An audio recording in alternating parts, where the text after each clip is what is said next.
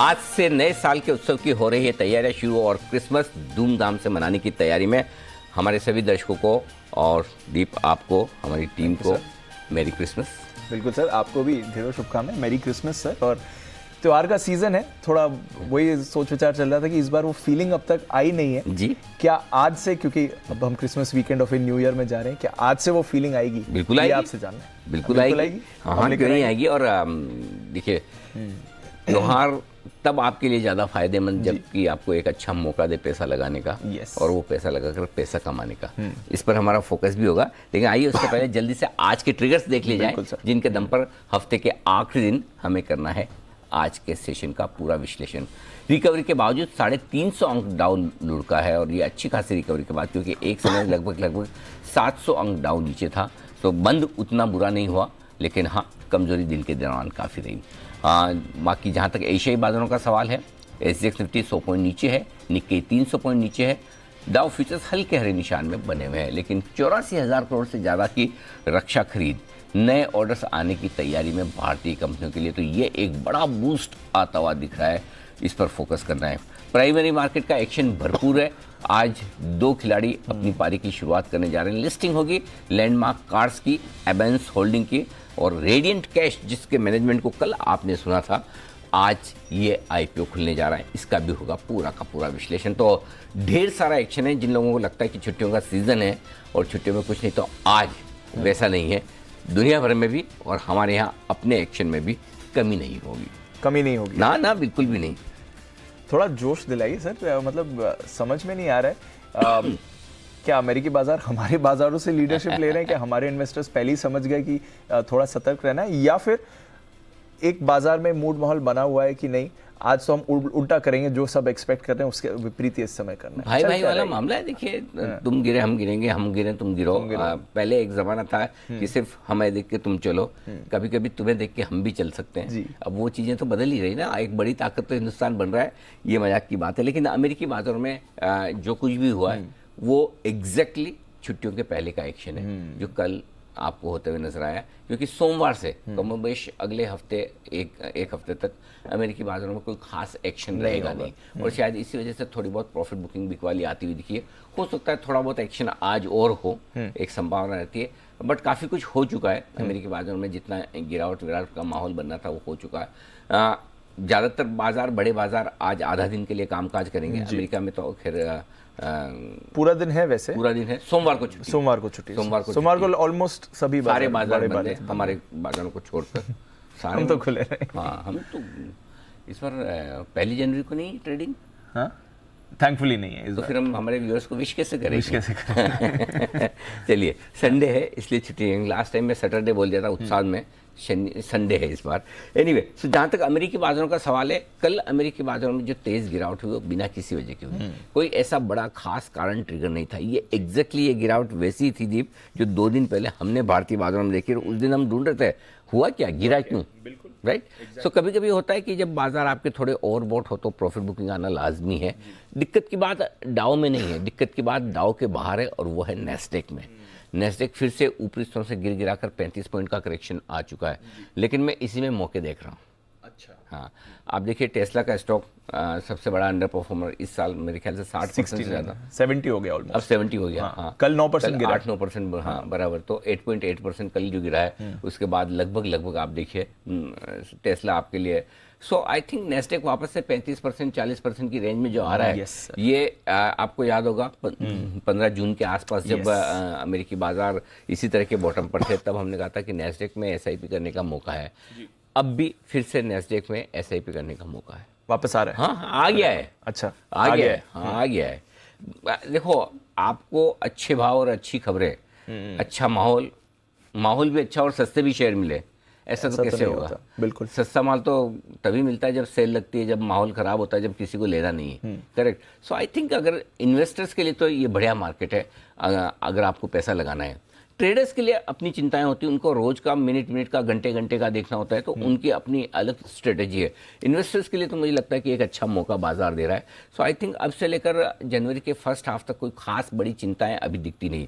एक ही चीज है जो ग्लोबली परेशान कर सकती है, किसी तरह की कोई ऐसी एक्सटर्नल डेवलपमेंट आ जाए जो आपको हमें पता ना हो, या तो कोविड बहुत ही जोर से फिर से आ जाए, तो इस वक्त आपको कॉल मार्केट पर नहीं लेना है, कोविड पर लेना है। कोविड पर लेना है। अगर आपको लगता है कि नहीं कोविड वापस आ रहा है, दुनिया भर को टेंशन में डालेगा, ये होगा, तो वो कॉल आपका है। तो अदरवाइज तो कोई ऐसी रिस्क है नहीं, राइट, कि जिसकी वजह से मार्केट डरे।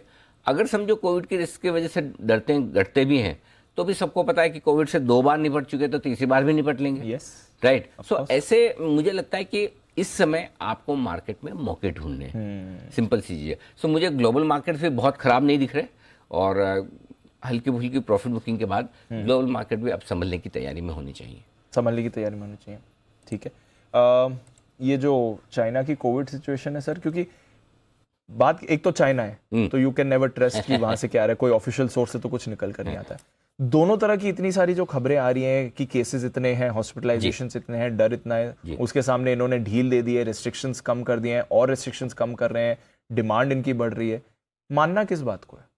दीप, किसी को मत मानो, अपने मन की मानो। अच्छा, सिंपल सी चीज, आपका जो मन कहे करो, क्योंकि देखो हम दोनों तरफ की खबर बता रहे हैं, जैसी खबर आ रही वैसी बता रहे हैं। कल हमने एक खबर रॉयटर्स पे देखी जी कि 3 दिनों का क्वारंटाइन, ब्लूमबर्ग से आई थी कि 3 जनवरी के बाद, 4 जनवरी के बाद आपको सिर्फ 3 दिन का, वो भी होम क्वारंटाइन। अब अगर इतनी सिचुएशन खराब है तो 3 दिन का क्वारंटाइन कैसे है, होम क्वारंटाइन। दूसरी ओर कई सारे मीडिया रिपोर्ट्स बता रहे हैं, मतलब बड़ा कोहराम मचा हुआ है। सो हर तरह की खबरें, और चाइना की खबरों पे आप भरोसा नहीं कर सकते। आपको क्या करना है कोविड के मामलों में? आपको नजर सिर्फ और सिर्फ चाइना को छोड़कर बाकी सब जगह रखनी। अच्छा, चाइना में 0 कोविड पॉलिसी है, जैसे रिलैक्सेशन हुआ वैसे मामले बढ़ गए, फैल गए, ये सबको पता है। वहां नया कुछ नहीं है। अब चाइना में जो सिचुएशन है उससे शायद सुधर ही सकता है। खराब क्या होगा? खराब ज्यादा से ज्यादा ये हो सकता है कि डेथ के आंकड़े आने लगेंगे, इतनी डेथ हो रही है, वो तो आएंगे नहीं। वो तो चाइना से आने से रहे। सो अपने कोविड को लेकर जिन जिन लोगों को अपनी स्ट्रेटेजी बनानी है, उनको ये चीज देखनी कि चाइना को छोड़कर बाकी जगह कोविड में क्या हो रहा है। जैसे हिंदुस्तान में पहले स्वास्थ्य मंत्री ने कहा सावधान रहिए, कल प्रधानमंत्री ने कहा सावधान रहिए। अगर आपको कोई सावधान रहने को कहे और उसी से आपको डर लगे, तो फिर ये आपका इमोशन है। मतलब सावधानी रखना ज्यादा बढ़िया है, बजाय एक्सीडेंट हो जाए और उसके बाद आप उसको ठीक करें। सो आई थिंक सावधानी रखने की जो अपील की जा रही है ग्लोबल में, लोग उसी में डर रहे हैं कि कोविड आ गया, कोविड फैल गया, बढ़ जाएगा। सो आई थिंक थोड़ा सा ओवर रिएक्शन हो रहा है, जो नहीं होना चाहिए। नजर आपको ये रखनी कि अभी तक सिर्फ सावधानी का मामला, अगर आंकड़े तेजी से बढ़ते हुए दिखे, डेथ टोटल आने लगे, तो फिर आपको डरना है। ओके, हाँ। सो मार्केट के लिहाज से, अदरवाइज मार्केट के लिहाज से डरने की जरूरत नहीं। हल्के फुल्के रनिंग करेक्शन बाजार में आएंगे, हमेशा आएंगे, आते रहेंगे, कोई बड़ी बात नहीं है। सो मेरे ख्याल से सिंपल सी चीज है दीप, कोरोना के मामलों में चाइना को अलग कर दीजिए। जो खबर आए इग्नोर। चाइना के बाद किसी और देश से आए, उसको वेटेज दीजिए, समझिए खबर है इसका कितना इम्पैक्ट हो सकता है। एक जमाना था, मुझे याद है, जब पहला केस केरल में मिला था, तब मार्केट जोर से गए थे, बहुत जोर से गए थे, याद है आपको? है ना? हाँ। और उसके बाद दिन के लाख के सारे तो नहीं गिर रहे, है ना? सो आपको ये देखना है कि खबर मटेरियल कितनी है ना? सो आई थिंक पैनिक न करें, घबराए नहीं, डरे नहीं, शांति से देखें। चाइना को छोड़कर बाकी जगह से जो खबरें आ रही हैं उन पर नजर रखेंगे। ठीक है सर, चलिए, तो फोकस है, डिस्ट्रैक्ट मत होइए और खबर को उसके हिसाब से ही आप ट्रीट करिए। अच्छा, हमारे बाजार के लिए भी थोड़ा समझाइए, क्या हम पहले ही थोड़ा एडजस्ट हो गए इस ग्लोबल वॉलेटिलिटी के लिए? वॉल्यूम्स का रोल है, लैक ऑफ पार्टिसिपेशन है, कैसे समझना है हमारे बाजार में जो अब तक चल रहा है? लेना ही है दीप, लेना ही है, कोई मतलब डाउट ही नहीं है। अच्छा, हाँ। और ये बात आज नहीं, 2 दिन से हम ये कह रहे हैं कि अगले 2-3 ट्रेडिंग सेशन में आपको धीरे धीरे एक्यूमुलेट करना है। देखो, यहीं से घूम जाएंगे और नीचे जाएंगे, आज 100 पॉइंट खुलकर वहीं बॉटम बनेगा, या और 100 गिर जाएंगे, इसका जवाब 3:30 बजे मिलेगा। अगर किसी के पास है तो उसको तो फिर सुनने की, देखने की जरूरत नहीं है। वो तो फिर पॉइंट सिंपल है, अपनी स्ट्रेटेजी बहुत क्लियर रखो जी। 2-3 दिनों में पैसा लगाना है, 2-3 हफ्तों के लिए लगाना है। ओके, अगर इस स्ट्रेटेजी पे हैं, अब वो 2-3 दिनों में आप 18,000 से घूमेंगे, 17,800 से घूमेंगे, या 18,125 से घूम जाएंगे, इसका एग्जैक्ट अंदाजा लगाना इस तरह के ग्लोबल माहौल में बहुत मुश्किल है, जहाँ ढेर सारी खबरें इधर उधर से आ रही हो। करेक्ट? सो अगर आपको ये नहीं पता कि नेक्स्ट खबर कौन सी होगी और उस पर मार्केट का क्या रिएक्शन होगा, तो आपको टुकड़ों टुकड़ों में पैसे लगाना है। सिंपल फॉर्मूला बता देता हूं दीप, 3 इंस्टॉलमेंट में और पैसा लगा लीजिए, या 2 में लगा लीजिए, जो आपको ठीक लगे। ठीक है, बस, और 2-3 हफ्ते के लिए शांति से बैठिए। फिर भले 200-400 पॉइंट निफ्टी और ऊपर नीचे हो जाए, टेंशन नहीं लेना है। जिनको टेंशन बिल्कुल भी नहीं लेनी है, क्योंकि जैसे आप पैसा लगाते हो टेंशन तो आपकी शुरू हो जाती है, ठीक है, और वो तो होगी, कभी भी लगाओ आप, किसी भी मार्केट में पैसा लगाओ, स्टॉक लेते ही गिरने की रिस्क तो उसी मोमेंट से शुरू हो जाती है। बिल्कुल। जिनको डर लगता है उनका स्टॉप लॉस सिंपल है 17,800 क्लोजिंग बेसिस पे, ठीक है। 17,800 की नहीं, अब आप 18,100 पे तो आ ही गए, आज 100 और नीचे खुलेंगे तो 18,000 के आसपास आ गए, अब 200 पॉइंट की तो और एक्स्ट्रा रिस्क रही।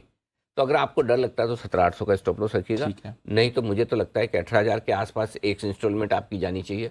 17,800 आता है तो और आपको पैसा लगाना चाहिए। तो मैं तो बहुत क्लियर कट इस रीजन में कि यहाँ से लेकर अगले 3 हफ्ते के लिए व्यू पॉजिटिव साइड पर है, ओके, और ये पैसा लगाने का आपके लिए मौका है। अब आज आखिरी दिन है जहां ग्लोबल मार्केट्स फुल फ्लेज काम कर रहे हैं जी। मंडे से ग्लोबल मार्केट्स में वॉल्यूम, एक्शन, खबरें और भी कंपनियों से भी खबरें आना, ये सब नई के बराबर हो जाएगा। सो आई थिंक उसके बाद आप, और अच्छा दूसरा ये कि हमारे यहाँ भी हम काफी कुछ करेक्ट हो चुके हैं जी। 18,000 ऑलमोस्ट 900 ही मान लीजिए, 887 मान लीजिए, 18,900 के आसपास पहुंचे, हम 18,000 पे आ गए। 800-900 पॉइंट का करेक्शन अच्छा हो गया, थोड़ा 150 और हो गया तो 900,000 पॉइंट का आपका करेक्शन रीजनेबल हो गया। 44,150 का हाई बनाकर बैंक निफ्टी लगभग आपके 2,000 पॉइंट का करेक्शन दे चुका है। तो आई थिंक काफी कुछ करेक्शन हो गया। हल्के मार्केट है, और अच्छी बात दीप क्या है, अच्छी बात ये नहीं कि मार्केट हल्के हैं निफ्टी और बैंक निफ्टी पर, अच्छी बात ये है कि हल्के मार्केट इवन कैश में हो गए। यस, तो जहां पर कमजोर ट्रेडर्स की पोजीशन होती है या कमजोर इन्वेस्टर्स की भी पोजीशन होती है, वो काफी कुछ कम वॉल्यूम के साथ गिर चुकी है। तो इसलिए अगर आज बहुत ज्यादा गैप से खुले, अच्छे लेवल पर आए, जितना ज्यादा गैप से खुले वहां उतना आपको शॉर्ट कवरिंग करने का सोचना चाहिए, फ्रेश खरीदारी करने का सोचना चाहिए। एक इंस्टॉलमेंट आपकी आज बननी चाहिए। रहा सवाल बाकी कल के एक्शन का, आपने काफी एक्सट्रीम वॉलेटिलिटी देखी, दिन भर बार बार उतार चढ़ाव हुआ, इसलिए हम कह रहे थे कि आप सिंगल्स लेते रहिए। आया निफ्टी लिया आपने, 50 पॉइंट बने, थैंक यू, वापस इधर उधर चलता रहेगा। बैंक निफ्टी में वही 100-150 पॉइंट में कभी ऊपर कभी नीचे, वो चलता रहेगा। कल के सेशन में जो एक सबसे बढ़िया बात हुई है, जो परसों भी हम बात कर रहे थे और कल भी जो बात कर रहे थे, कि जो कुछ भी बिकवाली हो रही है वो कमजोर ट्रेडर्स की हो रही है, नहीं कि कल के आंकड़े देखिए, 925 करोड़ की खरीदारी कैश मार्केट में एफआईज की है, 2200 करोड़ की खरीदारी लोकल फंड्स की, और 2000 करोड़ से ज्यादा की खरीदारी के आंकड़े पूरे दिसंबर महीने में खाली 3 दिन आए। बिल्कुल, खाली 3 दिन 2000 करोड़ से ज्यादा की खरीदारी की है लोकल फंड्स ने। और अक्टूबर से लेकर अब तक भी देखेंगे तो मुश्किल से 5-7 बार उनकी खरीदारी है, बड़ी खरीदारी कल हुई। ब्लॉक डील्स हो सकती होंगी, उसमें कुछ होगी, लेकिन फिर भी आंकड़ा तो आंकड़ा है सर। उसके साथ एफआईसी की तरफ से देखिए, स्टॉक फ्यूचर्स में 737 करोड़ की खरीदारी है, यानी कि 1700 करोड़ के आसपास की खरीदारी स्टॉक्स में एफआईसी ने की है, और इंडेक्स बेचा है तो सिर्फ 650 करोड़, तो बहुत ज्यादा नहीं है। सो आई थिंक बड़े इन्वेस्टर्स की तरफ से तो खरीदारी का रुझान क्लियर है। एफआईसी हो सकता है ग्लोबल मार्केट के साथ मूड माहौल कभी ऊपर नीचे कर ले, लेकिन लोकल फंड्स तो अनडाउटेडली इस फॉल में पैसा लगाने को तैयार है। इसलिए आपको खाली अपना रिस्क असेसमेंट करना है, मार्केट के डायरेक्शन, मार्केट के लेवल में ओवर रिसर्च करने के बजाय आप अपना रिस्क प्रोफाइल देख लें, मैं कहां तक सहन कर सकता हूं, मेरे ट्रेडिंग पोजीशन में डिसिप्लिन रखिए, इन्वेस्टमेंट वाली पोजीशन में कोई डरने की जरूरत नहीं। तो जो इतना लोग पैनिक कर रहे हैं, तो ये देखो जी, कोई पैनिक तो होता ही नहीं, हो गया चाइना में, ये आ गया, हो गई, और आप ये सोचो कि एक ही दिन गिर के रुक जाए, वो नहीं होता। ये तो आप 3-4 ट्रेडिंग सेशन वाला मामला है, हल्का फुल्का होगा, और अगर भगवान न चाहे कुछ बड़ा हो गया हो तो फिर हम गलत हो ही सकते हैं, बट अदरवाइज अभी मुझे 17,800 के नीचे का मार्केट दिखता नहीं दिख रहा है अभी तो नहीं दिख रहा है। तो आप जस्ट टू बी क्लियर, आप कह रहे हैं इन्वेस्टर्स के लिए खरीदारी का मौका है, बिल्कुल 100%। और ट्रेडर्स देखो, डेटा आपके फेवर में है। पिछले 5 साल में देखिए, कभी आपने इस पीरियड में नेगेटिव रिटर्न नहीं देखा। लेवल आपके फेवर में है कि आप 1000 पॉइंट करेक्ट होकर ऊपर से नीचे आ गए, 2000 पॉइंट बैंक निफ्टी पर करेक्ट होकर नीचे आ गए हैं। मतलब खबरें भी आपको खराब मिल रही, जहां पर आपको भाव अच्छे मिलते हैं। अब रिस्क नहीं लेंगे तो फिर कब लेंगे? हाँ, और फिर भी जिसको नहीं लेना तो ठीक है, आप इंतजार करिए, मूड माहौल 18,500 जब पार करेगा तब फिर से तेजी का मूड हो जाएगा। अपने ऊपर है, मार्केट में जवाब मत ढूंढिए, जवाब अपने अंदर ही मिलेगा कि मुझे 18,000 पे लेने के बाद 17,800 देखने की ताकत नहीं है तो मुझे नहीं लेना है। सिंपल सी चीज़ है। अगर आप उस तरह के इन्वेस्टर या ट्रेडर की मेरे लेने के बाद नीचे जाते हैं मुझे ब्लड प्रेशर बढ़ता है, तो फिर आप शांति से बैठो, आराम से एंजॉय करो, क्रिसमस मनाओ, न्यू ईयर मनाओ। ले लेंगे तो फिर भाव देखना पड़ेगा। और अगर आपको लगता है कि भाई मैं लेने के बाद भाव नहीं देखूंगा 3 हफ्ते तक, मैं ज़्यादा टाइम भी नहीं मांग रहा हूँ, राइट, 3 हफ्ते, तो आपके लिए टाइम। समझ गया, ठीक है सर। चलिए, आपके जितने भी ये सवाल थे 1-2 दिनों के मार्केट के एक्शन को लेकर, पैनिक को लेकर, थोड़ा शार्प रिएक्शन हमारे बाजारों ग्लोबल मार्केट्स, सारे जवाब अब आपको मिल चुके हैं। अप्रोच क्या रहनी, थोड़ी पोजिशनल बेसिस पर, इंट्राडे उतार चढ़ाव तो चलता ही रहेगा। आज का सेटअप फिर समझते हैं सर। ग्लोबल संकेत नेगेटिव साइड पर हैं दीप, एफआईज और लोकल फंड्स के संकेत दोनों ही पॉजिटिव साइड पर हैं। वायदा कारोबार के संकेत न्यूट्रल है, सेंटिमेंट थोड़ा सा नेगेटिव जरूर हुआ है। ट्रेंड 17,800 के ऊपर जब तक आप बंद हो रहे हैं मेरे लिए पॉजिटिव है। 17,800 के नीचे जब बंद होना शुरू करेंगे मैं ट्रेंड को पॉजिटिव से न्यूट्रल कर दूंगा, आपके बोले बगैर नहीं। ठीक है सर। 17,975 18,025 इस रेंज में खुलकर हम करेंगे टाइम पास, देखेंगे कि क्या करना है आगे। इसी रेंज में पहली आपकी पैसा लगाने की तैयारी पहली हो जानी चाहिए। इस रेंज में अगर खुलते 100-125 पॉइंट 150 पॉइंट नीचे, यहाँ पर आपको पहले पैसा लगाना। इसके बाद जो मजबूत सपोर्ट रेंज है वो है दीप 17,838 से 17,899। 17,838 से 17,899, जिसको मैंने राउंड फिगर में 17,825 से 17,900 लिखा है ना। मतलब मैं इतना रट्टा मार के याद करके बैठा हूँ, क्योंकि मुझे पता है कि इस वक्त हमारे बहुत सारे दर्शकों का कॉन्फिडेंस हिला हुआ है, ब्लड प्रेशर बढ़ा हुआ है, चिंता में है, भाव देखते तनाव आता है, मुझे पता है ये सब। इसलिए हमारी जिम्मेदारी तब और बढ़ जाती है कि हम एकदम एग्जैक्टली जितनी प्रिसाइज उनके लिए इन्फॉर्मेशन एनालिसिस रिसर्च निकाल कर लेकर। एब्सोल्युटली। तो इसमें मैंने यहाँ तक याद किया 17,838 में। एक बार नहीं, ये बात कई बार बोल चुका हूँ, अब तो हमारे दर्शक ही मुझे याद दिलाते हैं, सर आपने बोला था वो गैप छूटा हुआ है, वो फिल करेगा क्या? 17,835 से 17,900 राउंड फिगर में मैंने जो दिया था कि वो गैप छूटा हुआ है तो वो फिल अप करेगा क्या? करेगा नहीं करेगा, लेकिन रेंज वो है 17,825 17,900 आपके लिए बिल्कुल खरीदारी की मजबूत जगह। ऊपर 17,175 17,225 पहली जगह जहां पर जाकर हम टाइम पास करेंगे, रुकेंगे, देखेंगे। पार निकले तो 18,250 18,325 अगली जगह होगी जहां बिकवाली की जा सकती है। बैंक निफ्टी कल हमने 42,231 का लो बनाया। अब आज के लिए जो पहली सपोर्ट की जगह है वो है 42,075 से 42,200। इसके नीचे 41,775 से 41,950 अच्छी खरीदारी की जगह बनती है बैंक निफ्टी में भी। ऊपर कितना जा सकते हैं? 42,625 42,750 हल्की फुल्की रुकावट की जगह। इसको पार करने पर 43,000 के आसपास बड़ा रुकावट का लेवल आता है, और इसलिए मैंने 42,875 42,950 की रेंज दी है। यह आपके लिए रुकावट की जगह, ऊपर की तरफ बिकवाली की जगह बनती है। तो 43,000 के करीब रेजिस्टेंस आ रही है, 42,000 के आसपास सपोर्ट है, 43,000 के आसपास रुकावट है। बैंक निफ्टी में 17,800 मजबूत सपोर्ट है, 18,000 वो लेवल बीच वाला, 18,200 18,400 समझ, हर 200 पॉइंट का वो आप ब्लॉक बन रहे हैं बस। ठीक है सर। आज के सपोर्ट और रेजिस्टेंस 18,165 के आसपास बंद हुए ना, सॉरी 18,127 पे बंद हुए। तो आपका पहला सपोर्ट है 18,075, दूसरा 18,025, दो छोटे सपोर्ट लेवल। 17,975 17,925 दो मीडियम सपोर्ट लेवल। 17,900 17,835 बड़े सपोर्ट लेवल के तौर पर।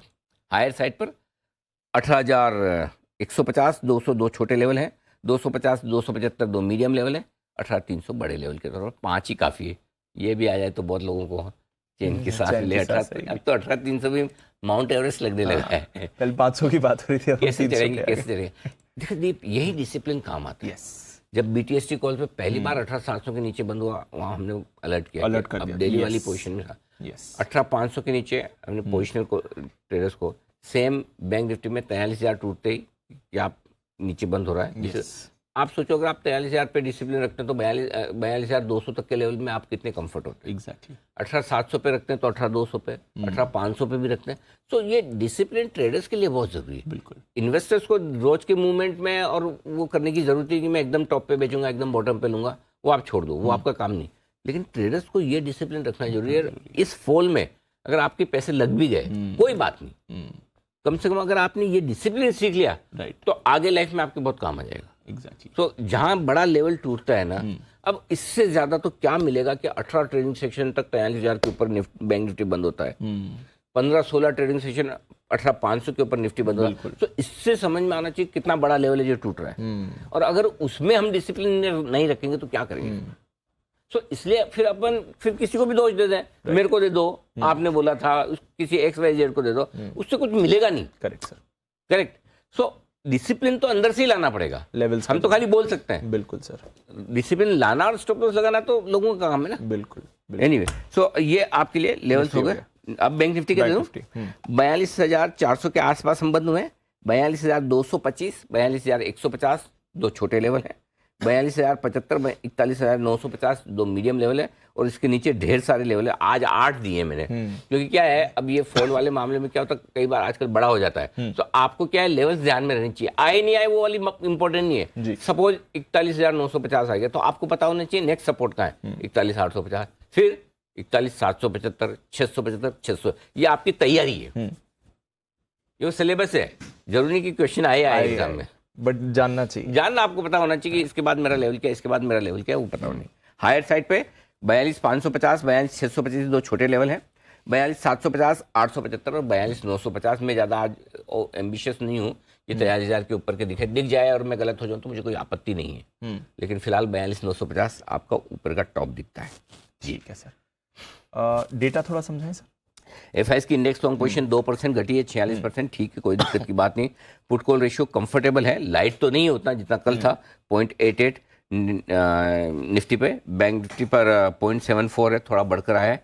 विक्स आपका जरूर थोड़ा सा कम हुआ, 2.5%, क्यों हुआ यही जाने। ठीक है, विक्स में कम होने के तो ऐसे कोई संकेत थे नहीं।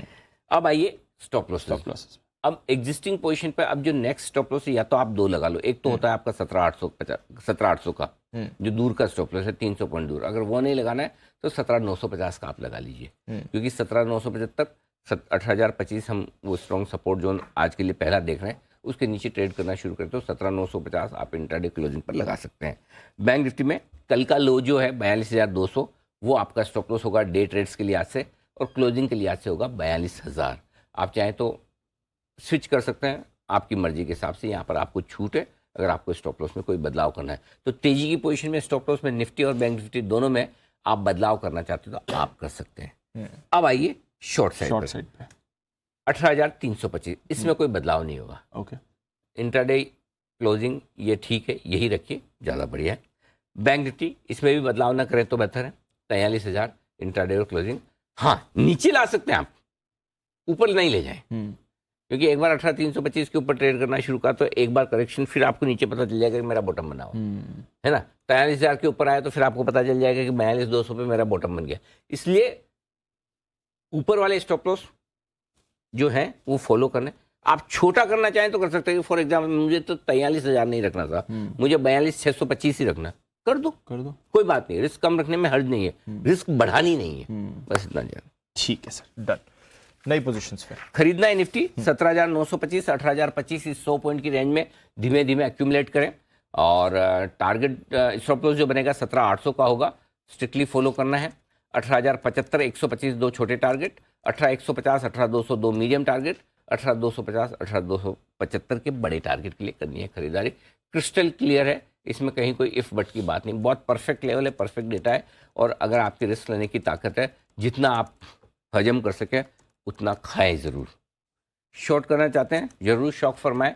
अब जो रेंज अच्छी है वो 18,200 से आपको सोचना शुरू करना है शॉर्ट करने के लिए। जितना 18,275 के आसपास बेचेंगे सेफ रहेंगे। 18,250, 275 बेचने के लिए अच्छी जगह बनती है। स्ट्रिक्ट स्टॉप लॉस 18,325 का होगा। टारगेट जो बनेंगे दीप वो 18,125, 18,075 दो छोटे टारगेट हो जाएंगे आपके लिए, ठीक है। और 18,025, 17,975 दो मीडियम टारगेट, 17,925, 17,900 और 17,850 तक के बड़े टारगेट के लिए आप कर सकते हैं बिग वाले। ठीक है। बैंक निफ्टी में एक्चुअली मैं बताऊँ एंट्री पॉइंट सही, मुझे बहुत ज़्यादा मैं कॉन्फिडेंट नहीं हूँ कि किस जगह एंट्री करनी चाहिए। एक बार लगता है 42,075 भी अच्छा लेवल है, फिर लगता है नहीं रोज अपने जो सोचते हैं कि जिस लेवल पे एंट्री की सोचते हैं उससे नीचे बैंक निफ्टी आ जाता है, निफ्टी भी उससे नीचे मिल रहा है आपको, तो खरीदने में हड़बड़ी जल्दबाजी न करें। फिर ऐसा लगता है कि इतना बिकने के बाद इस लेवल पे आने के बाद अगर थोड़ा सा एग्रेसिव हो जाए तो क्या बुरा है। तो कश्मकश तो रहती है। इसके बीच में जो मैंने रेंज निकाली सोच समझकर वो 41,775 से 41,950 की, बहुत एग्रेसिव है। तो 42,075 पे भी मूड माहौल देखकर, फॉर एग्जांपल आप 42,075 के आसपास आए और डाउ आपका 100-125 ऊपर है, तो वहां आप सोच सकते हैं। और डाउ आपको और लुढ़कता हुआ दिखे, 150, 200 आ गया, 100 आ गया, 50 आ गया, लाल में आ गया, तो फिर आप थोड़ा रुक कर लें, थोड़ा माहौल देखकर आप डिसाइड करिएगा, ठीक है ना। ये है आपके लिए खरीदारी की रेंज। स्टॉप लॉस दूर का है, हाँ आज ये स्टॉप लॉस है ना बहुत दूर के है लेने देने, और उसकी वजह है कि 2 दिनों में मुंह बड़े हुए तो छोटे स्टॉप लॉस से काम चलेगा नहीं, ट्रिगर हो जाएगा। होने में तो बड़ा भी हो सकता है ट्रिगर, लेकिन फिर भी निकल कर यही आ रहे हैं। 41,600 आपका स्टॉप लॉस होगा। टारगेट जो बनेंगे 42,075, 42,150 और 42,225, 3 छोटे टारगेट। 42,300, 375 और 450 3 मीडियम टारगेट, और 42,600 के फाइनल टारगेट के लिए ये करनी है आपको खरीदारी। अब जो लोग बेचना चाहते हैं दीप, वो जितना 43,000 के नजदीक बेचे, अब वो आज आएगा नहीं आएगा, कल आएगा कब आएगा, वो देखने वाली बात है। लेकिन मुझे हड़बड़ी में जल्दी में नीचे में बेचना नहीं है। एक जगह जो बेचने की निकल कर आती है वो 42,600 आती है, लेकिन रिस्की बहुत है। तो मैं सेफ रहकर 42,875, 42,950 की रेंज में बेचने की बात करूंगा। अब बहुत सारे लोग सोचेंगे सर ये क्या स्ट्रेटेजी दे रहे हो, कौन सा आज 42,950 आने वाला है। बात तो सही है, हम सबको ये थोड़ी पता था 2 दिन में क्या 18,100 भी आने वाला है ना। तो वो तो दोनों तरह के लेवल कभी भी नीचे और ऊपर के तैयारी आ सकते हैं। अगर आए तो ठीक, नहीं आए तो आपका क्या ले गया, राइट। तो अगर आए तो इस रेंज में बेचना है।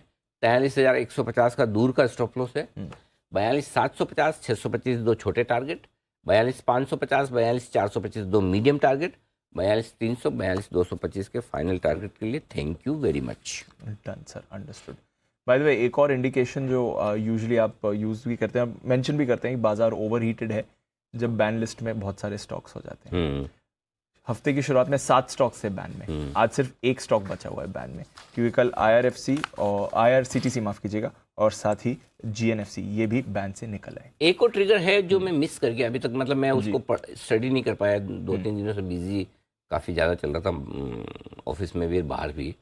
नहीं तो आमतौर पर जब बाजार बहुत तेज़ी से घटता है या इस तरह से अनएक्सपेक्टेड घटता है जो अभी हो रहा है, उस समय ट्विटर पे भला बुरा कहने वालों की संख्या काफ़ी बढ़ जाती है। एक ज़माना था जब हम रिटेल ब्रोकर्स जो होते थे, रिटेल इन्वेस्टर्स का काम करने वाले ब्रोकर्स होते थे, उनको पूछते थे भाई कि तुम्हारे यहाँ कैसा है पेन पे आउट, मतलब लिमिट की मारा मारी है, पेन ही पेन आ रहे हैं, इसका मतलब समझ लो कि बहुत ज़बरदस्त लोग खरीदारी के मूड में, और टॉप होने के संकेत हैं। जब सबका माल बिखरा हो, पोजीशन कट रही हो, तो लेकिन अब तो क्या वो सेबी के नियम जिस तरह से पीक मार्जिन वाले ही आ गए, तो अब वो वाले पैनिक तो नहीं के बराबर हो गए। बिल्कुल। तो अब कैसे पता करें? हाँ। तो अब पता करने के लिए एक जो नया टूल मैंने अपना निकाला, ट्विटर टूल इंडेक्स। हाँ, तो ट्विटर टूल इंडेक्स में जितनी ज़्यादा गाली पड़ती नजर आए न्यूज़ चैनल्स को, टीवी एक्सपर्ट्स को, और वो भी एक अच्छा संकेत है। मैंने हालांकि देखा नहीं, लास्ट उतनी नहीं, 2 दिन से है। हाँ, I'm not saying नहीं है, बट गलत है, तो ये तो बड़ी ये अच्छी बात नहीं है। अच्छा, मतलब और नीचे जाना है। हो रही है बट उतनी नहीं, वैसी नहीं जो हमने पहले देखी। With due respect to trollers, देखो हर एक का, हम डेमोक्रेसी में हर एक का क्रिटिसाइज करने का हक, एब्सोल्युटली कोई गलत नहीं है, बिल्कुल। खाली जब आप किसी को क्रिटिसाइज करो, मुझे अगर दीप पसंद नहीं आया, मेरे को हक है, मैं दीप को बोल, दीप यार ये अच्छा नहीं है, लेकिन एक लैंग्वेज मर्यादा होनी चाहिए, बिल्कुल, है ना। मतलब उसको पार न करें। हाँ, आप कहने में कह सकते हैं, आप 2 दिन से बोल रहे थे तेजी हो रही है, ये हो गया, 100% सबका ओपिनियन देने का होना भी चाहिए, और अगर सही है तो भी एक्सेप्ट करते हैं, तो गलत है तो भी एक्सेप्ट करना चाहिए। हालांकि हम तो 3 दिन से यही बोल रहे हैं कि 1 दिन में लेना भी नहीं है, 3 दिन में लेना है, 3 हफ्ते आराम से करिए, करेक्ट। तो 3 दिन में अगर यही पता होता है यही आज लेना, तो फिर तो एक ही दिन में बोल देना, करेक्ट। तो अभी भी बोल रहे हैं 2-3 दिन और लेना है, धीरे धीरे 2 या 3 दिन, 1 दिन हो गया, 2 दिन और गिन लीजिए। सो पॉइंट यही है कि जब मैं तो खुद भी यही सोचता हूँ कि बजाय इसके कि कोई हमें कहे कि आपने ये गलत किया, क्या ठीक है, उनका कहना अपनी, हमने क्या गलत किया, अगर हमने ये रियलाइज कर लिया तो आगे हमारे लिए अच्छा है। ये फॉर्मूला सबके लिए फिट बैठता है, राइट। चाहे आप इन्वेस्टर हैं, ट्रेडर है, कि अगर आपने ये सोचा कि बाकी अगर हमेशा मैं मेरी गलती के लिए किसी और को ढूंढूंगा तो फिर मैं सुधर नहीं पाऊंगा। एग्जैक्टली। ठीक है सर। अरे बंसल जी की कुछ विशेष टिप्पणी आ रही, बंसल जी जुड़ गए लगता है। बंसल जी, ट्रोलर का नाम आते ही बंसल जी तो कुछ न कुछ हो ही जाता है। जी बंसल जी, गुड मॉर्निंग। सुप्रभात अनिल जी। एक तो अनिल जी आपको ये टी शर्ट में ना, मतलब कि हम देसी लोग अनिल जी इसको वो पुलका डॉट से बड़े बड़े डॉट से अनिल जी बिल्कुल सेंटा वाली फीलिंग आ रही है। और सुबह सुबह आपके मोबाइल स्टूडियो में देखने को मिलते हैं। और जो आपका पुड़िया बनती है ना नोट्स, हाँ। मतलब कि एकदम प्लेन पेपर पे एकदम छोटा छोटा लिखते हैं, उसके भी अनिल जी दर्शन हो गए। अरे वाह अनिल जी मैंने इसलिए हाथ खड़ा कर रहा था, ये जो आप कह रहे हैं ना ट्रोलर्स का, अनिल जी आप वो देखिए, जब कोविड आया था 72 7300 जब निफ्टी आया था, तब भी आपने खरीदारी की राय दी थी अनिल जी। और तब भी अनिल जी जो जर्नी थी वो कोई स्मूथ नहीं थी। रोजाना आवाजें आती थी कि मार्केट को बंद कर दो, ये बंद कर दो, वो बंद कर दो। तो वो समय भी अनिल जी निकला है। जैसे अभी भी आपने बोला था कि भाई धीरे धीरे करके खरीदना है, स्कैटर्ड बाइंग है। तो अनिल जी वो वाला क्लिपिंग निकलवाइए ना कोविड वाला। और वो जो जर्नी थी अनिल जी नीचे से ऊपर तक की, वो स्मूथ नहीं थी। रोजाना आदमी अनिल जी जान का जोखिम था, जेब का जोखिम था। रोजाना आवाज आती थी कि मार्केट बंद कर दो। लोग डीलर लोग, मतलब कि मार्केट के लोग मार्केट में नहीं पहुंच पा रहे होते थे। तो वो भी एक जमाना था। तो उस टाइम पे भी आपने बोला था वो जर्नी भी स्मूथ नहीं थी। तो ये जर्नी कैसे अनिल जी स्मूथ होगी? बंसल जी, वो तो हमारे दर्शकों का प्यार है और इसीलिए हम कई बार कई सारी चीज़ें गलत करते तो भी वो एक्सेप्ट करके हमें माफ़ कर देते हैं, क्योंकि लाइफ में कुछ तो अच्छा भी किया होगा। इसलिए वो क्लिपिंग तो ठीक है अपनी जगह, कई बार हम दिखाते भी हैं, निकालते भी हैं। देखो वो हमारे लिए मार्केटिंग वाली चीज़ है और हर आदमी, हर बिजनेसमैन हर चीज़ मार्केटिंग करता है कि ये अच्छा करो। हर आदमी कोई जाके अपनी बुराई किसी को बोलता नहीं है, कोई भी नहीं बोलता। और अच्छा ही सब बताना चाहते हैं, थोड़ा बहुत हम भी करते हैं अनडाउटेडली, इसमें कोई गलत सही की बात अपने अपने हिसाब से हो सकती है, लेकिन सब करते हैं। लेकिन जहाँ तक सवाल है, ठीक है, कोशिश यही रहती है ईमानदारी से कि लोगों को सही डायरेक्शन दे पाए। हर बार हम भी सही नहीं होते, हम भी जानते हैं। तो कोशिश हम ये करते हैं कि अगली बार जो पिछली बार गलती की उससे सीखें और आगे बढ़ें। डरिए मत, घबराइए मत, निश्चिंत रहिए, मस्त रहिए। कुछ नहीं है, मार्केट बंद नहीं होने वाला है। होगा तो भी 3:30 बजे होगा, उससे पहले नहीं। चलिए ठीक है। डेटा हो गए ना, कुछ बाकी है? हाँ? अच्छा, मुझे लगा हो गया आज का कार्यक्रम। अच्छा, वायदा। अच्छा, ओके। तो एफएनओ डेटा में दीप 18,200 इंपॉर्टेंट है ऊपर, पुट पर है 49 लाख शेयर, कॉल्स में 57 लाख शेयर। तो मजबूती का पहला संकेत तब आएगा जब आप 75 पॉइंट ऊपर ट्रेड करना शुरू करें। आपको सुन के अच्छा नहीं लगेगा, लेकिन 18,200 के नीचे जब तक है तब तक मजबूती का पहला संकेत भी नहीं है। फ्रेश कमजोरी का संकेत 18,000 के नीचे आएगा। 18,000 के पुट पर हाईएस्ट ओपन इंटरेस्ट है 63 लाख शेयरों का। तो 18,000 18,200 आपकी रेंज है। 18,200 के ऊपर निकल कर टिक कर फिर से बंद होना शुरू करेंगे, 200 पॉइंट की अपसाइड खुलती है 18,400 तक की। 18,000 के नीचे टिक कर ट्रेड करना शुरू करें तो 200 पॉइंट की रिस्क खुलती है 17,800 की। 200 पॉइंट का ब्लो। बैंक निफ्टी में data not worth discussing, too small 10-11 lakh bank Nifty के लेवल से ही नीचे। मेरा तो छोड़ दीजिए, इतने कम है। अब आज बनेंगे ना, आज आएंगे ना सारे शेयर, आज सब खेलो इंडिया खेलो। आज तो लेवल्स भी दिख रहे हैं, मौका भी होगा। चलिए ठीक है। लिस्टिंग और आईपीओ 9 बजे? बिल्कुल 9 बजे करना ही है सर। चलिए बात करेंगे, 2 लिस्टिंग है, 1 आईपीओ। इस पर लेंगे अनिल जी की राय 9 बजे। आइए खबरें और साथ ही आज की ब्रोकरेजेस जानते हैं। हमारी टीम के साथ अरमान, नुपुर और आशीष हैं तैयार। अरमान, मॉर्निंग, बताएं ट्रिगर्स खबरें क्या कह रही हैं आज की? जी बिल्कुल, ट्रिगर्स में सबसे पहले रैमको सिस्टम्स पर ध्यान रखना होगा, जहां पे पूंजी जुटाने पर बोर्ड बैठक है। आरएसडब्ल्यूएम, जहां पे राइट इश्यू जो है वो आज से शुरू हो जाएगा। आईपीओ के हिसाब से एवेंस होल्डिंग और लैंडमार्क कार्स की जो है आईपीओ की लिस्टिंग होती हुई दिखेगी। ग्लोबल के हिसाब से यूके की अगर बात करें तो वहां पे क्रिसमस के चलते हाफ डे रहेगा ट्रेडिंग का। और यूएसए में कंज्यूमर सेंटीमेंट का जो दिसंबर का डेटा है वो आता हुआ दिखेगा। अब आईपीओ अपडेट्स पे आ जाते हैं। एलिन इलेक्ट्रॉनिक्स, जिनका आईपीओ बंद हो चुका है, और अगर कुल सब्सक्रिप्शन अगर आप देखेंगे लगभग 3 गुना वहां पर बढ़ता हुआ दिखा है, जिसमें रिटेल का हिस्सा लगभग 2 गुना और क्यूआईबी का हिस्सा लगभग 4.5 गुना बढ़ता हुआ दिखा है। रेडिएंट कैश मैनेजमेंट सर्विसेज, जिनका आईपीओ आज से खुलने वाला है और ये 27 दिसंबर तक खुला रहेगा। प्राइस बैंड 94 से 99 का है। और अगर देखेंगे कंपनी ने एंकर बुक के जरिए लगभग 116 करोड़ जुटा है, जिसमें Sundaram fund, HDFC fund, Aditya Birla आदि जैसे इसमें नाम है। खबरों के हिसाब से Bharat Forge, BL, Bharat Dynamics, Astra Micro, LNT, Mazagon dock, ऐसी कंपनियों पर, डिफेंस रिलेटेड कंपनियों पर आपको फोकस रखना होगा, क्योंकि जो डीएसी डिफेंस एक्विजिशन काउंसिल है उन्होंने लगभग 84,000 करोड़ के जो कुल 24 प्रस्ताव है उसको पास किया है, जिसमें आपको कई सारे प्रोडक्ट्स हैं, जिसमें future inventory, combat vehicles, light tanks, naval antiship missiles आदि जैसे स्टॉक्स हैं, आदि जैसे प्रोडक्ट्स हैं जिसमें वो पास किए गए हैं। और अंत में इंडिया सीमेंट्स पर ध्यान रखिएगा, क्योंकि छापेमारी से जुड़ी खबर पर कंपनी की सफाई आई है, उस पर खबर पर मोहर भी लगती हुई दिखी है कि चेन्नई कार्यालय में अगर उन्होंने बताया है सीसीआई के कुछ अधिकारियों ने अनियमितता संबंधित कुछ जांच की है और उस पर कंपनी ने स्पष्ट किया है कि सीसीआई से संबंधित किसी भी अनियमितता में कंपनी नहीं है। और उसके बाद से अगर आप देखेंगे एक और उन्होंने चीज ये भी बोली कि अगर पहले जब हुआ था उसके बाद से जो भारतीय सीसीआई के नियमों का उल्लंघन नहीं किया गया है। ओके, तो ये है आपके लिए कुछ खबरें। इंडिया सीमेंट्स पर भी रखिएगा फोकस, कल गिरा भी था और आपके सामने वजह भी आई, कंपनी की तरफ से अब क्लैरिफिकेशन भी आपके लिए आती हुई दिख रही है। नुपुर, मॉर्निंग बताएं आपके पास कौन सी खबरें आज? Good morning. सबसे पहले आरवीएनएल, जहाँ पे जीएमआरसी की तरफ से कंपनी को एक नया ऑर्डर मिला है, करीबन 200 करोड़ का ये ऑर्डर है और 20 महीने में इसे पूरा करना है, तो पॉजिटिव न्यूज़ आती दिखी कंपनी के लिए। रेलटेल, जहाँ पे वेबटेल टेक्नोलॉजी के साथ कंपनी को एक 98.5 करोड़ का ऑर्डर मिला है, तो पॉजिटिव न्यूज़ है कंपनी के लिए। बायोकॉन, जहाँ पे यूरोपियन डायरेक्टोरेट की तरफ से बैंगलोर की जो यूनिट है कंपनी की, वहाँ पे जीएमपी सर्टिफिकेट अब मिल चुका है। जो जाँच हुई थी वो 12 से 14 सितंबर के बीच में हुई थी और ये अब सर्टिफिकेट आ चुका है, तो ये स्टॉक भी आज फोकस में रहने वाला है। कैप्री ग्लोबल, जहाँ पे राइट्स इशू के थ्रू कंपनी फंड जुटाने पर बोर्ड बैठक करने वाली 28 दिसंबर के दिन, तो ये स्टॉक भी फोकस में रहेगा। जी इन्फो सिस्टम, जहाँ पे जंक्शन के नाम से रोड सेफ्टी फीचर कंपनी ने लॉन्च किया है, तो सिर्फ कंपनी नहीं, कस्टमर्स और मैप यूजर्स के लिए भी पॉजिटिव न्यूज़ आती दिखे। प्रमोटर फंड एक्शन देखे तो इन्फो है, जहाँ पे एलआईसी ने करीबन 26,000 शेयर्स खरीदे, अब उनकी हिस्सेदारी कंपनी में 5% हो गई है। अजंता फार्मा स्टॉक काफ़ी फोकस में रहा है अभी 1-2 दिन से, जहाँ पे प्रमोटर ने अपनी हिस्सेदारी को कम किया है। तो बायर्स की लिस्ट देखें तो आईसीआईसीआई प्रूडेंशियल म्यूचुअल फंड और निपॉन इंडिया म्यूचुअल फंड ने अपनी हिस्सेदारी बढ़ाई है और इन्होंने शेयर्स खरीदे। सुला विनियार्ड, जो कल लिस्ट हुआ था, वहाँ पे गोल्डमैन सैक्स ने करीबन 7 लाख शेयर्स खरीदे और जुपिटर इंडिया फंड ने भी करीबन 6.5 लाख शेयर्स खरीदे 361 के भाव पे। थायरोकेयर टेक्नोलॉजी स्टॉक कल 11-12% टूटा हुआ था और आज खबर ये है कि बजाज अलायंस लाइफ ने करीबन 3.25 लाख शेयर्स बेचे 660 के भाव पर।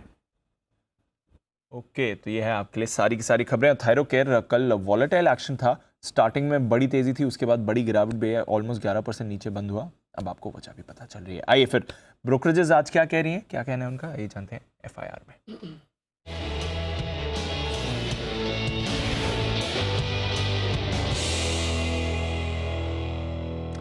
मॉर्निंग आशीष, बताएं क्या कह रही है आज की रिपोर्ट? Good morning Deepanshu. JK cement यहाँ पर रिपोर्ट आई, इंटरेस्टिंग रिपोर्ट है। सबसे पहले रिपोर्ट बताता हूँ जेफरीज की, जहाँ पर खरीदारी की राय को बरकरार रखा गया है और जो लक्ष्य है वो 3030 से बढ़ाकर 3250 कर दिया, करीब 3040 रुपये की क्लोजिंग है। ये कह रही कि एग्रो पेंट्स में 60% हिस्सेदारी खरीदने वाले 153 करोड़ में। इससे देखिए एक जंप स्टार्ट मिल जाएगा इस पेंट बिजनेस में एंट्री करने का, लेकिन साथ में ये भी कह रहे हैं कि इन्वेस्टर्स इस चीज़ को अप्रिशिएट नहीं करेंगे, तो मिलीजुली कमेंट्री है, यहाँ पर आपको रखनी है नज़र। सिटी हालांकि देखें तो अपने व्यू पर बिल्कुल बरकरार है, बिकवाली किराए को बरकरार रखा है 2400 रुपये के लक्ष्य के लिए और ये मान रहे कि टोटल अगर आप देखें तो खरीदारी प्लस केपेक्स मिलाकर करीब 275 करोड़ इसमें खर्च किए जाएंगे। बंधन बैंक, यहाँ पर गोल्डमैन सैक्स की तरफ से रिपोर्ट है, न्यूट्रल की रेटिंग को बरकरार रखा है, 232 की क्लोजिंग है, 297 रुपये का लक्ष्य दे रहे हैं। यहाँ पर कल खबर आई थी कि अपने जो एनपीएल्स हैं इन्हें बेचने वाले हैं काफ़ी कम हेयर कट के साथ, तो यहाँ पर अगर आप देखें तो ये मान लें कि पॉजिटिव होगा, तो इसके चलते यहाँ पर नजर रखेंगे। एसबीआई कार्ड्स, मॉर्गन स्टैनली की तरफ से रिपोर्ट है, ओवरवेट की रेटिंग को बरकरार रखा है, 787 की क्लोजिंग है, 1100 रुपये का लक्ष्य दिया है और बोल रहे हैं कि लगातार आप देखिए यहाँ पर मार्केट शेयर में बढ़त आपको देखने को मिल रही है और वाईटीडी मार्केट शेयर जो है करीब करीब 18% पर बरकरार देखने को मिला है। स्पेंडिंग में बढ़त है तो एसबीआई कार्ड्स फोकस में रहेगा। मैक्वायरी भी आउट परफॉर्म की रेटिंग को बरकरार रखे हुए हैं और इनसे ज़्यादा बुलिश हैं, 1200 रुपये के लक्ष्य के लिए खरीदारी कर रहे हैं। लेकिन इंटरेस्टिंग रिपोर्ट आई है ग्लोबल हेल्थ केयर पर, जेफरीज की तरफ यानी मेदांता पर रिपोर्ट आई है जेफरीज की तरफ से, जहाँ पर कवरेज की शुरुआत की गई है खरीदारी के राय के साथ, 447 की क्लोजिंग है, 550 रुपये का लक्ष्य दिया है और ये मान रहे कि top notch health care provider है। खास बात यह कि FY25 तक इनकी जो आय है इसमें आपको 17% CAGR की रेवेन्यू ग्रोथ देखने को मिल सकती है और 70 बेसिस पॉइंट का जो है आपको मार्जिन एक्सपांशन देखने को मिलेगा, जिसके चलते इन्होंने कवरेज की शुरुआत की खरीदारी के राय के साथ 550 रुपये के लक्ष्य के लिए। ओके, तो ये हैं सारी की सारी रिपोर्ट्स जिन पर आज एक्शन देखने को मिलेगा। थोड़ी रिपोर्ट्स आज कंपेरेटिवली कुछ ठीक ठाक है, 1 2 नहीं 3 4 ही तो आई है रिपोर्ट, तो 4 ही है बट रोज एक बढ़ रही है, परसों 2 थी, कल 3 थी, अच्छा एक बढ़ रही है, एक बढ़ रही है। चलिए आइए बढ़ते हैं हम भी आगे। एक्सपर्ट्स का दमदार पैनल है हमारे साथ तैयार, वक्त है पिक ऑफ द डे का।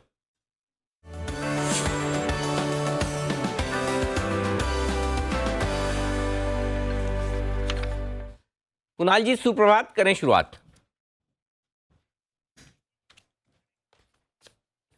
सुप्रभात अनिल जी, सुप्रभात दीपांशु, और आप सभी को अनिल जी, सभी दर्शकों को मेरी ओर से अग्रिम बधाई क्रिसमस की। मेरी क्रिसमस सभी को। तो अनिल जी, ईश्वर करे कि सेंटा जो है सबकी मुराद पूरी करे। ये अनिल जी मेरी शुभकामनाएं हैं। बिल्कुल, आपको भी, सारे पैनल और हमारे सभी दर्शकों को शुभकामनाएं, और आपकी जो मुराद है उसकी पूरी करने की व्यवस्था हमने कर ली है। 3:30 बजे अब बात निकली तो बधाई दो। आज 3:30 बजे हमारी होगी मस्ती की पाठशाला, और वो पूरी सिर्फ और सिर्फ कुणाल जी की मुराद पूरी करने के लिए हमने किया। और कुणाल जी हमें ये बताएंगे कि वो किसे सेंटा बनाना चाहते हैं और उस सेंटा से क्या गिफ्ट लेंगे और क्यों। तो कुणाल जी, तैयार है आप मस्ती की पाठशाला के लिए? अनिल जी, मैं पूरी तरह तैयार हूँ। अनिल जी, गजब की बात यह है कि अनिल जी, क्रिसमस के 3 रंग हैं। हाँ। एक हरा है, एक सफेद है और तीसरा लाल है। लेकिन देखिए अनिल जी, यहाँ पर 6 लोगों में 5 लोगों ने लाल रंग पहना है। हाँ। हरा किसी ने भी नहीं पहना अनिल जी। तो ये बाजार के मूड के मद्देनजर है या अनिल जी सबको लाल ही भरा है? नहीं, हरा तो पेड़ पे होता है ना, कपड़े में कहाँ हरा होता है? हरा रंग तो खाली वो क्रिसमस ट्री पर होता है, बराबर है। व्हाइट और रेड नहीं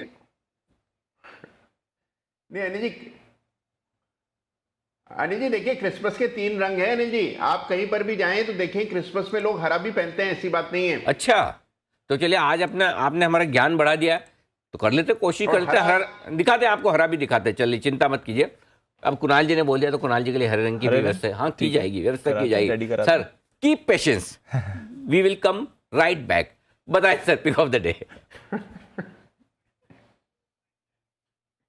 Anil ji, pick of the day में आज नोटा है। बाजार में उठा पटक ज्यादा है अनिल जी, बेचने की राय देने का मन नहीं है, तो आज आप मान करके नोटा स्वीकार करें अनिल जी मेरा।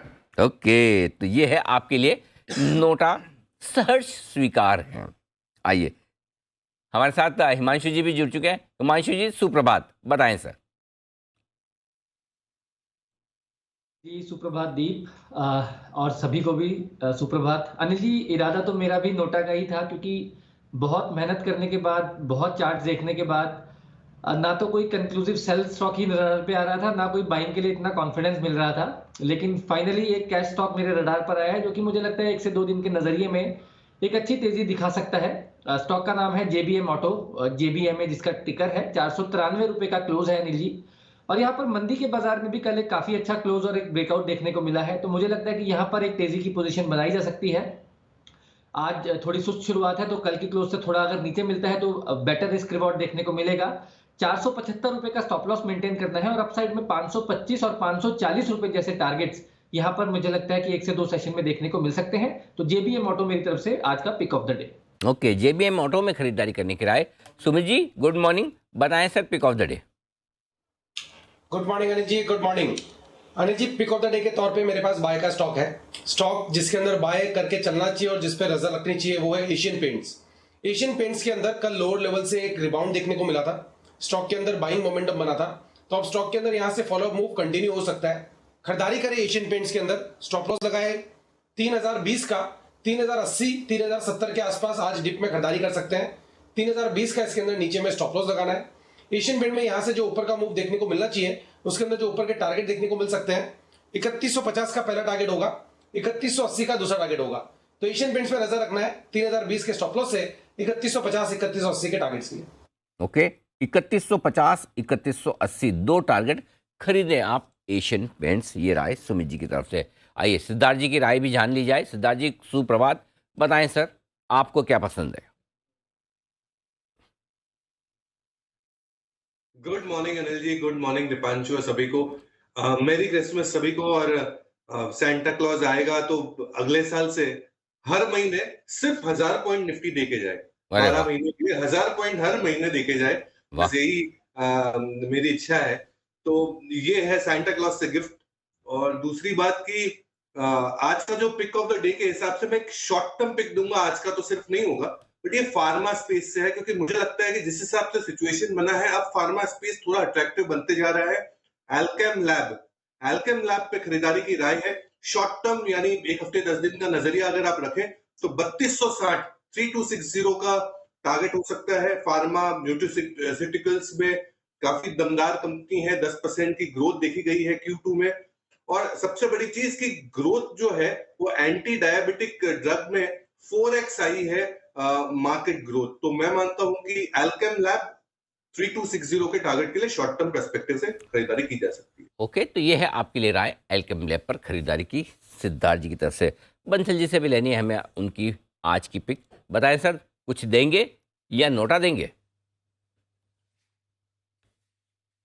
नहीं अनिल जी, भरपूर काम करा अनिल जी मैंने, अनलाइक कुणाल जी। अनिल जी मैं नोटा नहीं है, और कुणाल जी अनिल जी बहाना मार रहे हैं। कल ये मेरे साथ अनिल जी दिल्ली में एक जगह है देवनगर अनिल जी, वहां पे गए थे मोट कचौरी और चाय पीने अनिल जी। हाँ। तो इनको मैंने पहले ही बोला था कि पिक ऑफ द डे निकाल के आइएगा, और उस चक्कर में अनिल जी ये काम इन्होंने करा नहीं।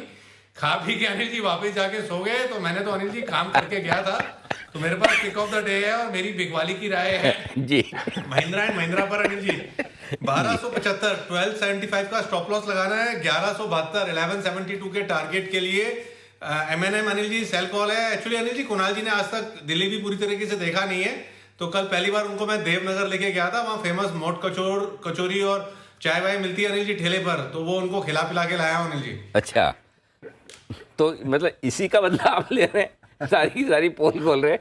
कुणाल जी आप ही दे देते बिल ठेले वाली चाय में और कचौरी में, कितना लंबा चौड़ा बिल आता था।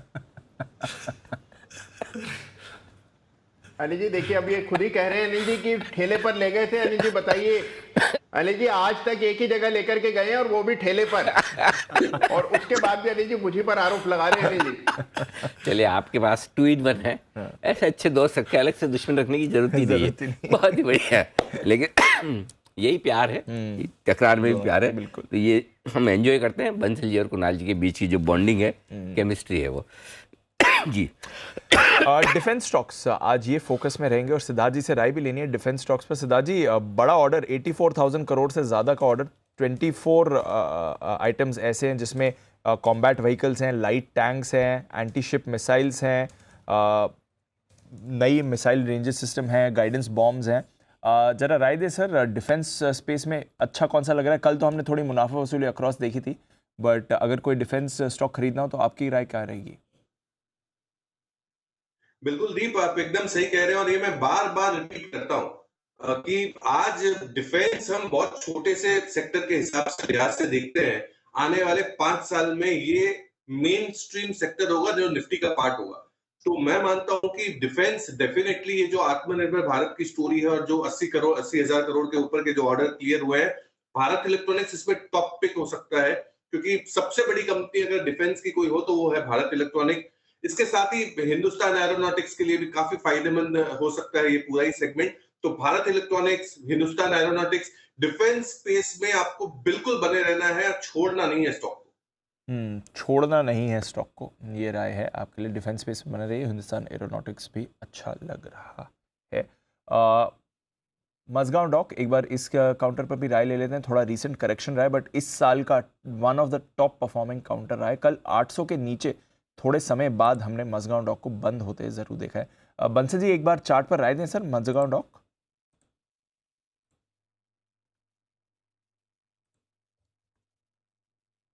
दीपांशु, इसमें देखें तो काफी समय बाद स्टॉक के अंदर एक करेक्शन देखने को मिली है। आपने राइटली पॉइंट आउट करा, नेगेटिव क्रॉसओवर भी देखने को मिला है। और दीपांशु, किसी ने अगर ट्रेडिंग के नजरिए से स्टॉक को लिया हुआ है तो यहाँ पर लेवल्स ट्रिगर हो चुके हैं। 819 एक मेजर लेवल था, वो टूट चुका है। तो ट्रेडिंग के नजरिए से अगर किसी ने लिया हुआ है तो निकलने की राय है। निवेशक है तो कहानी अलग है, और जिस तरीके का टेक्निकल स्ट्रक्चर है, ये स्टॉक धीरे धीरे 720 715 तक गिरने का पोटेंशियल रखता है। तो as of now short term नजरिए से खरीदना नहीं चाहिए, और उछाल पर जिनके पास है मुनाफा पाने। तो फिलहाल इंतजार करें, खरीदारी करने से पहले हड़बड़ी और जल्दबाजी न करें बाजार के बिगड़े मूड माहौल के बीच। आइए स्वागत करते हैं संदीप वागले साहब का। वागले साहब सुप्रभात, बताएं sir pick of the day. Anil ji good morning, Deepanshu good morning. मेरा पिक ऑफ द डे है इंडिया सीमेंट, जिसमें मुझे बेचना है, क्योंकि इंडिया सीमेंट्स ने कल एक मल्टीपल सपोर्ट को तोड़ा है। 4 सपोर्ट्स है लगभग 220-225 के रेंज में। कल का बंद 218-19 के आसपास है। मुझे लगता है ये अभी 200 तक जाने के लिए तैयार है 1 से 2 दिनों में। तो यहाँ पर बेचे, 225 का आपका स्टॉप लॉस होगा और 200 का टारगेट होगा। 1 से 2 दिनों का टाइम फ्रेम। 225 का स्टॉप लॉस, 200 का टारगेट, इंडिया सीमेंट में बिकवाली करने की राय। और कल ही आपने जी बिजनेस की तरफ से एक्सक्लूसिव खबर ये देखी थी कि किस तरह से सीसीआई ने छापेमारी की है इंडिया सीमेंट पर। कार्टलाइजेशन को लेकर उनके कुछ सवाल थे उसको लेकर, और फिर एक्सचेंजेस ने इंडिया सीमेंट से इस बात की सफाई भी मांगी, और आज आप एक्सचेंजेस पर जाकर देख सकते हैं उनकी तरफ से ये सफाई आई है कि जी हाँ, छापेमारी हुई है और उन्होंने सारे नियमों का पालन किया, साथ ही साथ वो कोऑपरेट भी कर रहे हैं, जो कि आमतौर पर आप हमेशा इस तरह का रिएक्शन देखते हैं वो आ रहे हैं। तो लेकिन जी बिजनेस की एक्सक्लूसिव खबर जो आपको कल मिली थी उस पर मुहर बड़ा ब्रेकडाउन भी होता फिर आपने यस देखा तो इस पे। ओके, इंडिया सीमेंट इस पर रखें नजर। वागले साहब की तरफ से सेल कॉल है, हमारी खबर पर मुहर है, और किरण जी की तरफ से भी यहाँ पर आपको एक सेल कॉल आते हुए दिखा था। इनफैक्ट सीमेंट स्टॉक्स में एक दो दिनों से हमने थोड़ी कमजोरी बनते हुए देखी भी है, रखेंगे इस पर नज़र। RVNL इस पर रख रहे हैं नज़र। रेलवे स्टॉक्स वैसे तो मोमेंटम में रहे ही हैं और यहाँ पर इन्होंने करीब 200 करोड़ का ऑर्डर जीता है RVNL। हालांकि कल ऑफ कोर्स भारी मुनाफा वसूली इसमें हुई थी, 5% नीचे भी बंद हुआ था। हिमांशु जी एक बार जरा चार्ट देखें सर RVNL का। दीप देखिए, ओवरऑल टेक्निकल सेटअप पॉजिटिव था। 2 दिन पहले स्टॉक ने एक फ्रेश ब्रेकआउट का भी अटेम्प्ट किया था, लेकिन जो 2 दिनों से बाजार में थोड़ा सा प्रॉफिट बुकिंग या सेलिंग बढ़ते हुए नजर आया है, तो हमने देखा एक जो स्टॉक्स अच्छे रनअप दिखा चुके थे उनमें एक प्रॉफिट बुकिंग शार्प देखने को मिली है। RVNL एक ऐसा आउट परफॉर्मर स्टॉक है जिसने बहुत जबरदस्त गेंस दिखाए थे, और अब मुझे लगता है कि यहाँ पर जो इंपॉर्टेंट सपोर्ट है उसके आसपास ये स्टॉक कल बंद हुआ है, जो कि लगभग 66 रुपए के लेवल है। अगर ये स्टॉक 66 का सपोर्ट आज क्लोजिंग बेसिस पर तोड़ता है तो मुझे लगता है कि स्टॉक का जो नेक्स्ट सपोर्ट है वो लगभग 60 रुपए के आसपास है, और 60-61 रुपए के आसपास वापस ऐसे लेवल्स हैं जहां पर इस स्टॉक में फ्रेश तेजी की पोजीशन बनाई जा सकती है। ओके, तो RVNL पर रखिए नजर। एक और काउंटर रेलटेल, रेलवे से जुड़ी टेलीकॉम संबंधित कंपनी, वेबल टेक्नोलॉजी से 100 करोड़ का इन्हें ऑर्डर मिला है। इस काउंटर पर भी एक बार राय ले ली जाए। कुणाल जी, रेलटेल 123 का लेवल कल हालांकि मुनाफे वसूली दिखा रहा था, करीब 4% नीचे बंद हुआ था।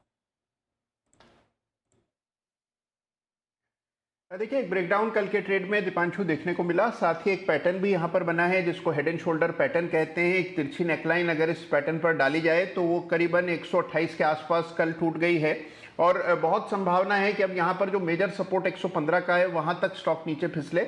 तो मेरी यहाँ पर एग्जिट करने की राय है, उछाल में निकल जाए, और जिन्होंने अभी तक एंट्री नहीं ली है और एंट्री लेने के बारे में सोच रहे हैं, फिलहाल वेट करें, नीचे के लेवल्स इसमें देखने को मिल सकते हैं। ओके, तो ये जो हेड एंड शोल्डर पैटर्न है कुणाल जी, इस पर तिरछी नेकलाइन, जरा एक बार इशारा करके मुझे दिखाएं कि ये कैसे, आपके ये दोनों शोल्डर, इनको दोनों को आप शोल्डर मान लीजिए, ये आपका हेड है, अब तिरछी नेकलाइन कैसे बनती है जरा मुझे दिखाइए। जी जी अनिल जी, इस तरह नहीं ऐसे हाथ से नहीं, अरे नेकलाइन तो नेक, महत्वाकांक्षी, अरे बाबा नेकलाइन तो नेक से बनेगी ना, नेक से करके दिखाइए। अनिल जी, इतना अच्छा अभिनय मुझे कहाँ आता है अनिल जी, ये तो आप ही कर सकते हैं अनिल जी। भाई मैंने तो नाम ही पहली बार सुना, तो मैंने कहा एक बार पैटर्न समझ लो। ये देखिए सुमित जी कर रहे हैं, सुमित जी जरा दिखाइए एक बार फिर से। ये सुमित जी की तिरछी नेकलाइन है जो एकदम स्ट्रेट है, तो ये बना है कुणाल जी के पैटर्न पर। ओके।